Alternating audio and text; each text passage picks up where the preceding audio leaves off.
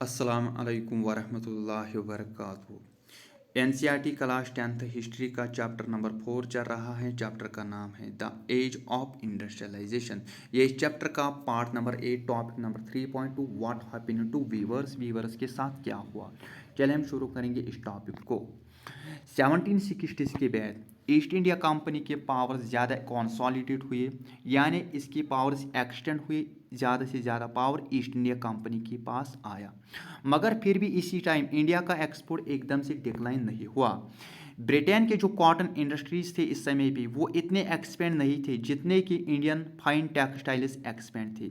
Indian fine textiles की demand बहुत ज़्यादा थी इस समय भी, और इस तरह से ईस्ट इंडिया कंपनी ने भी इसी टेक्सटाइल को एक्सपेंड किया जो इंडिया से आता। जिस समय पे बंगाल और कर्नाटक में ईस्ट इंडिया कंपनी के पावर्स नहीं थे, लगभग 1760 से लेकर 1770 तक। इससे पहले ईस्ट इंडिया कंपनी के लिए ये डिफिकल्ट कि वो चीज़ों का रेगुलर सप्लाई करे एक्सपोर्ट के लिए। वो तो इसलिए क्योंकि ईस्ट इंडिया कंपनी के साथ साथ बाकी कंपनीज भी थे, जैसे कि फ्रेंच, डच, पुर्तगीज। इसके साथ साथ लोकल लीडर्स भी थे, और मार्केट में कंपटीशन भी ज़्यादा बढ़ गया क्योंकि ट्रेड में ज़्यादा इन्वॉल्व थे। इस तरह से जो सप्लाई मर्चेंट्स और वीवर्स थे इन्होंने बार्गेन किया और ये कोशिश किया अपनी चीज़ को बेचना, मगर अच्छे बायर्स को।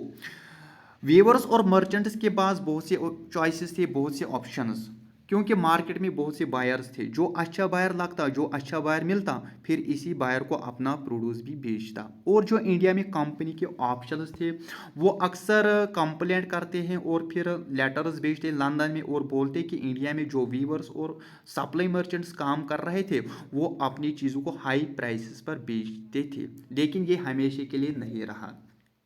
जब एक बार ईस्ट इंडिया कंपनी के पास पॉलिटिकल पावर आया तो इसने ट्रेड को मोनोपोली डिक्लेयर कर दिया, यानी ट्रेड करने का राइट सिर्फ और सिर्फ ईस्ट इंडिया कंपनी के पास आया, बाकी किसी को ट्रेड करने का राइट नहीं।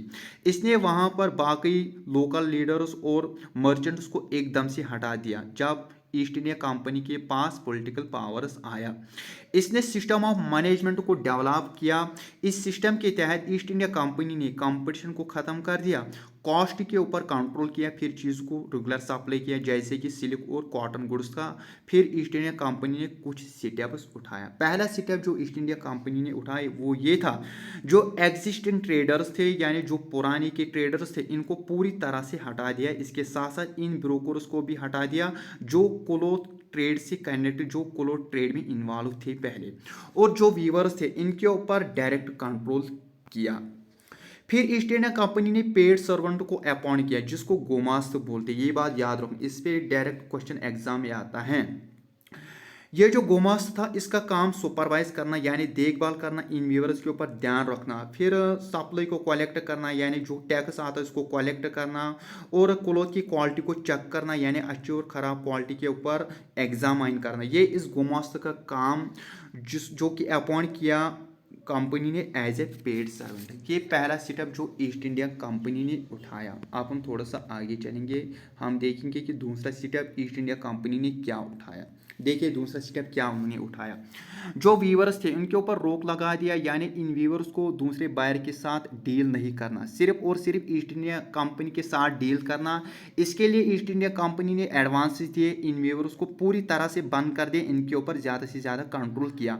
एक बार ऑर्डर दिया, फिर वीवर्स को लोन लिया। इस लोन से इन वीवर्स ने रॉ मटेरियल को परचेज किया प्रोडक्शन के लिए। जिन्होंने लोन लिया, जिन वीवर्स ने लोन लिया, लोन लेने के बाद जो प्रोड्यूस किया, जो प्रोड्यूस तैयार किया, फॉर एग्जाम्पल क्लोथ्स को प्रिपेयर किया, इस प्रोडक्शन को गुमास्त के पास लाए गए, इनके सामने पेश किया, किसी दूसरे ट्रेडर को नहीं बेचना।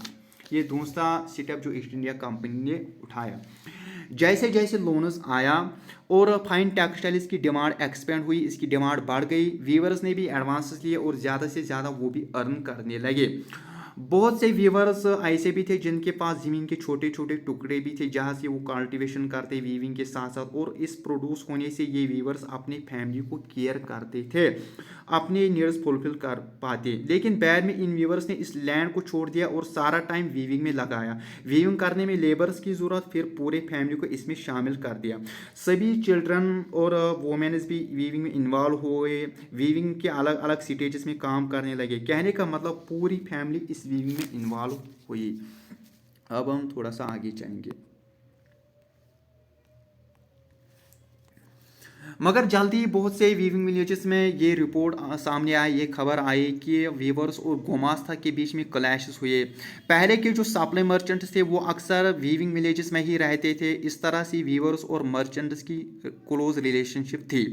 मर्चेंट्स ने वीवर्स के नीड्स पर भी ध्यान दिया और बैड सिचुएशन के दौरान ये मर्चेंट्स इन वीवर्स की मदद भी करते, यानी क्राइटिकल सिचुएशन में इनकी मदद भी करते।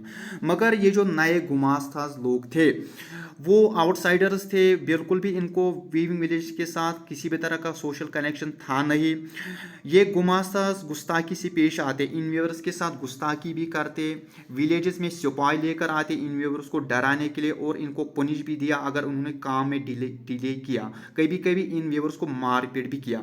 और व्यूअर्स के पास भी ऑप्शन नहीं कि वो प्राइस को बढ़ाए या दूसरे बायर्स को प्रोड्यूस बेचते। और जो प्राइस व्यूअर्स ने कंपनी से रिसीव किया वो बहुत ही कम, और जो लोन लिया वो कंपनी के बाइंडिंग के साथ ही किया। अब हम थोड़ा सा आगे चलेंगे।